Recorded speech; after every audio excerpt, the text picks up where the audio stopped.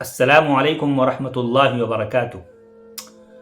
کل بہار میں جو واقعہ ہوا، میں کل سے ابھی تک خاموش تھا اس بات کو لے کر کہ شاید کوئی مسلم پارٹی یا مسلم رہنما آگے بڑھ کر اس چیز کی مذمت کرتے کہ جہاں نوجوان نوکری کے کاغذ لینے آئے تھے، وہاں بہار کے سی ایم نتیش کمار نے ایک مسلم لڑکی کے نقاب کو اپنے ہاتھ سے ہٹا دیا۔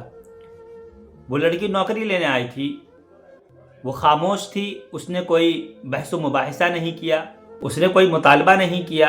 سوال یہ نہیں ہے کہ نقاب صحیح ہے یا غلط، بلکہ سوال یہ تھا کہ کسی عورت کے لباس کو اس کی اجازت کے بغیر چھونے کا حق نتیش کمار کو کس نے دیا؟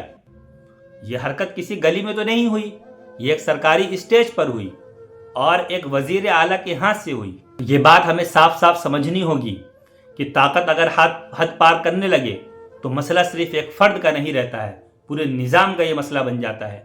جو لیڈر ہر چھوٹے مسئلے پر پریس کانفرنس کر لیتے ہیں، جو ووٹ مانگنے کے وقت مسلمانوں کو یاد رکھتے ہیں، وہ آج کہاں ہیں؟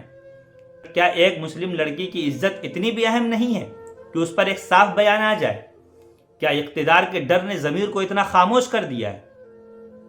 ابھی ایک ہفتے پہلے کی بات ہے کہ اطہر حسین کے ساتھ کیا ہوا۔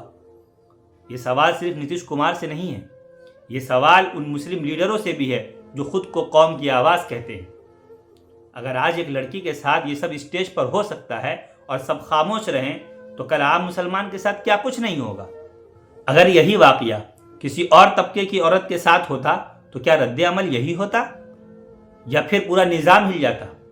کیونکہ یہاں بات صرف سیاست کی نہیں ہے، یہاں بات اس اصول کی ہے کہ ہندوستان کا قانون ہر شہری کو عزت، آزادی اور برابری دیتا ہے، اور جب ایک وزیر اعلیٰ سر عام یہ سب حرکت کرے اور اس پر سوال نہ اٹھے تو یہ خطرے کی گھنٹی ہے، اور جب متاثرہ طبقے کے لیڈر خاموش رہیں تو خطرہ اور بھی بڑھ جاتا ہے۔ آج مسلمانوں کو سوچنا ہوگا، کیا ہمارے لیڈر واقعی ہماری نمائندگی کرتے ہیں یا وہ صرف اقتدار کی سیاست میں ہمارا نام استعمال کرتے ہیں؟ کیونکہ عزت اگر آج نہیں بچائی گئی تو کل صرف افسوس بچے گا، اور ڈیموکریسی میں، جمہوریت میں وزیر اعلیٰ بھی جواب دہ ہوتا ہے اور لیڈر بھی۔ خاموشی جرم کو چھوٹا نہیں کرتی ہے، خاموشی اسے مضبوط بنا دیتی ہے۔ اسی لیے مسلمانوں کو چاہیے کہ کھل کر اس بات کی مذمت کرے